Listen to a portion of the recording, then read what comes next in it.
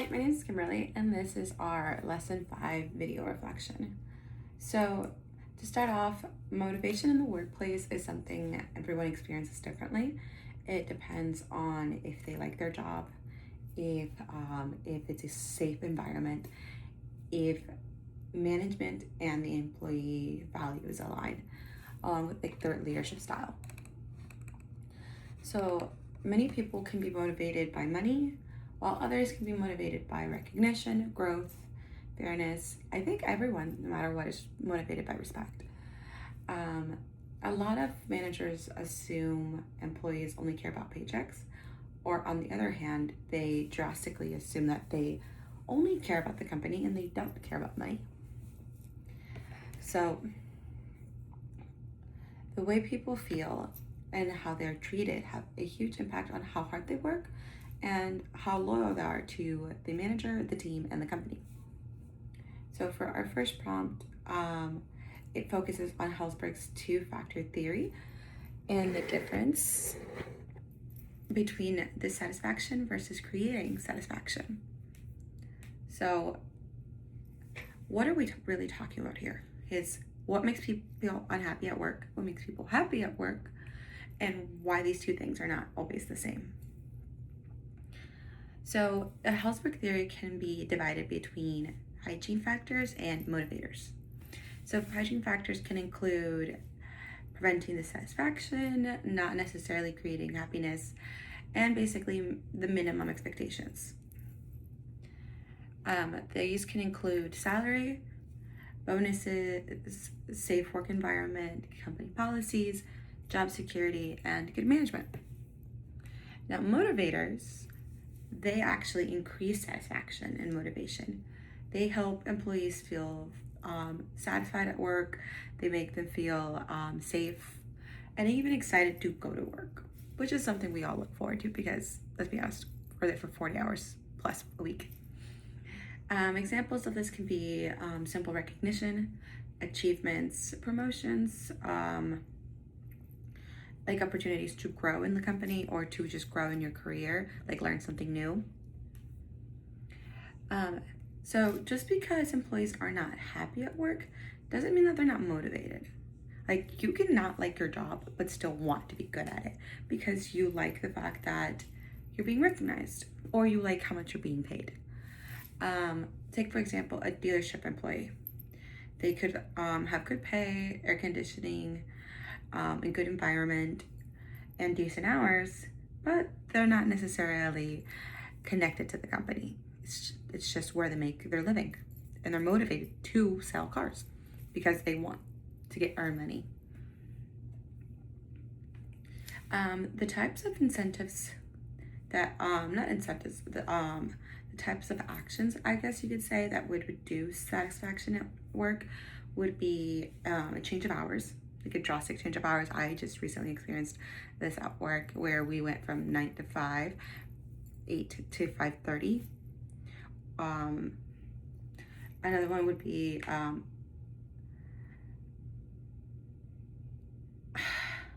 what would be the opposite of this, of decreasing job dissatisfaction, would be an increase in salary or competitive salaries, bonuses, a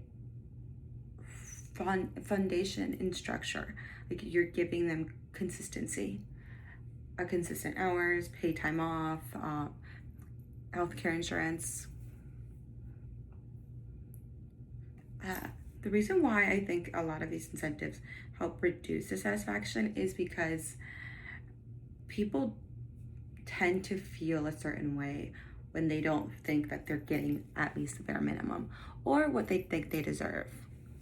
So a passionate employee can become like resentful or dislike if they feel like they're being passed up for promotions or if they feel like they're not getting paid what they should be or what is fair. A good way to increase work conditions is clean workplace, safe environment, flexible scheduling. Another way to better the management and is practicing respectful leadership. setting clear expectations and goalposts, respectful treatment and fair treatment, no favoritism. And I think active listening is a really big one for this.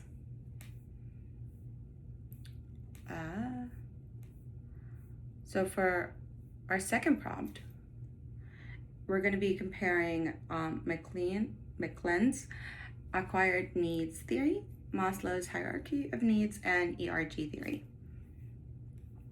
So what are we really going to be talking about? How do people develop motivation? Is this universal? Does this work for everybody? What shapes life experiences and culture? And which theory best explains real human behavior? So Maslow's theory believed that people move through levels of need in order. Lower needs must generally be met before higher needs can become important.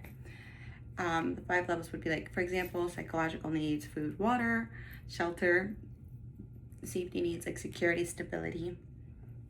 Your social needs would be relationships like friendship, romantic relationships, and your esteem would be like a respect and achievements, or even like recognition. A self-actualization would be kind of like you feel like you're becoming the best version of yourself. A good example of this would be a college student that is struggling with rent and paying for school is on a more sense of survival and living day to day, versus someone who is established in their career and are married and have kids.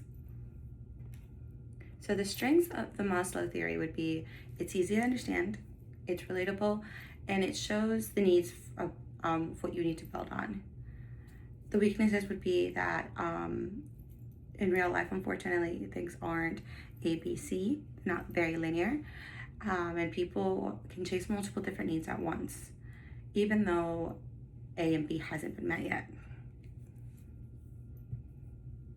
The ERG theory is more of like a simplified version of the Maslow theory. Its existence, relatability, and growth. Like for existence would be survival and safety needs, and relatedness would be like relationships and social connections, and growth would be like your personal development and your achievements, career advancements. So the differences would be that people can move between their different needs. There's flexibility. Things do not have to happen in a strict order, in a linear order. Someone may want to pursue the growth in their finances before they have met their most basic needs, and that's allowed. So if higher needs are blocked, people may focus more on lower needs again. Like an example of this would be, say, someone isn't being promoted, so they decide to focus on the smaller needs of like how to become important at work, how to establish themselves. Now, the McClelland's acquired needs theory. So McClelland believed that needs are learned over time. So basically you don't automatically are born with like what you think you need. You learn them through your own personal life experiences and culture. So motivation can shape this by experiences, environment, culture, upbringing.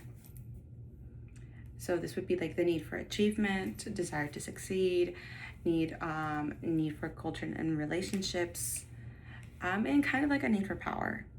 Like you desire to be an influence and lead others. Now, why is this one different? This one focuses really heavily on your personal experiences and culture, and it also explains why people are different and why they value different things. And I think that's important.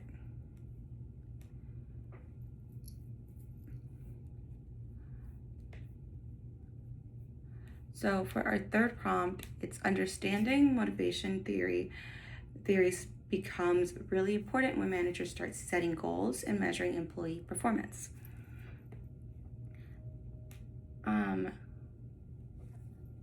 So if employees are meeting goals, why would there still be a problem? Are the goals being challenging enough? Are employees growing? Is the company benefiting? So off the initial reaction, it sounds positive. That, like, say for our dealership example, say all our sales managers are meeting their sales goals, and everything is being successful. You would assume that's doing well.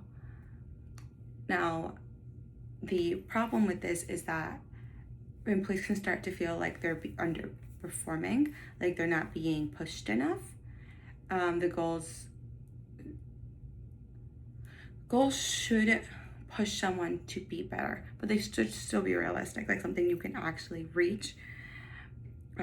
If it's just like, oh, eat an apple a day, it's very easy to do, and it doesn't necessarily push someone versus like 10,000 steps a day. This can lead to like a lack of motivation and growth. Employees may stop pushing themselves, may stop trying extra. There's like a sense of less competition, less urgency, and innovation. Now, the goal setting theory is challenging goals usually improve performance more than easy goals. So employees tend to work harder when the goal is just out of reach. They want to feel meaningful, like they put in the effort, they put in that work, and they did it. And I think this is just people in general.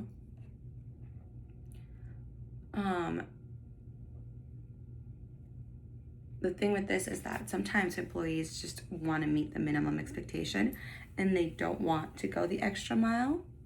More of like, if the goal is too easy, they'll be like, oh, I already hit my goal this week, I'm done. Or like, I hit my goal for the day, I'm done. They're just not motivated to go above and beyond. This could weaken the team culture because a lack of competitive energy means that we're not working off of each other. So nobody's pushing anyone to be better or try harder or learn something new.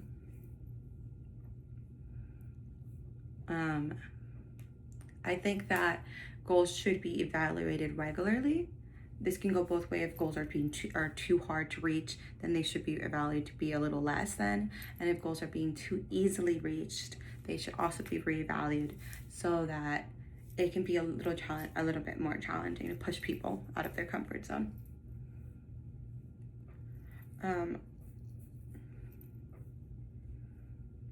So goals are important, but goals that are too easily reached aren't really pushing anybody for growth and motivation. And as for the managers should always think about the realistic expectations that they're setting, along with a healthy challenge. So our fourth prompt, beyond motivation and goal setting, another major factor that impacts employee behavior is fairness.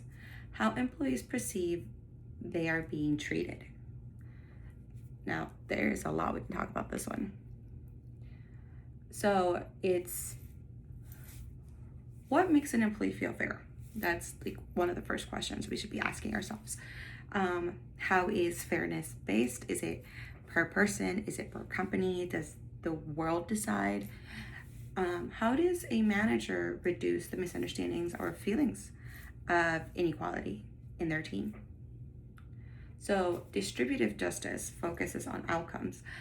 Did I receive a fair reward? So think pay, promotions, bonuses, your work distribution.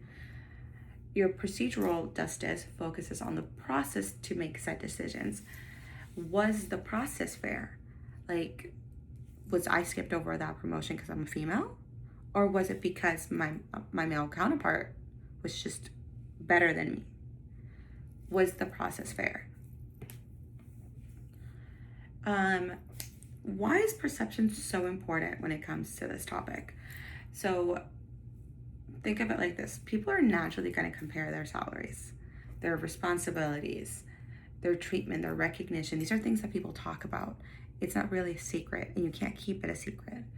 So think, for example, if a manager is playing favorites and you think nobody's going to notice, everyone's going to notice Because if one singular person notices, then that person's going to tell someone else, be like, hey, are you being treated the same way I'm being treated?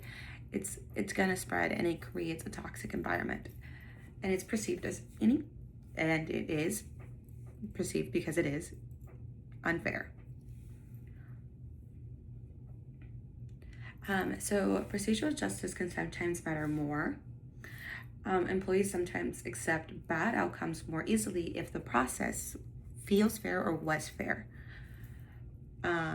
Say, for example, someone not getting promoted, but the expectations were clear, communication was honest, evaluations were consistent, and it's obvious that someone was better than the other. So how can managers reduce the inaccurate perception? So for this, communication is so important.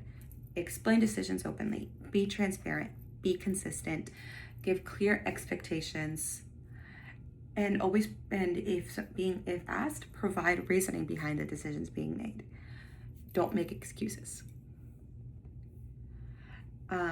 Employee feedback is also a great opportunity. Allow the employees to have a voice, allow your team members to have a voice, and make sure that they're being heard. Not just say, oh, tell me, but things go in one ear and out the other.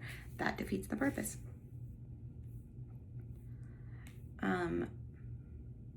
Workplace culture also matters because strong communication tends to reduce feelings of unfairness because you're trusting your manager, you're trusting your environment and your company to treat everyone fairly.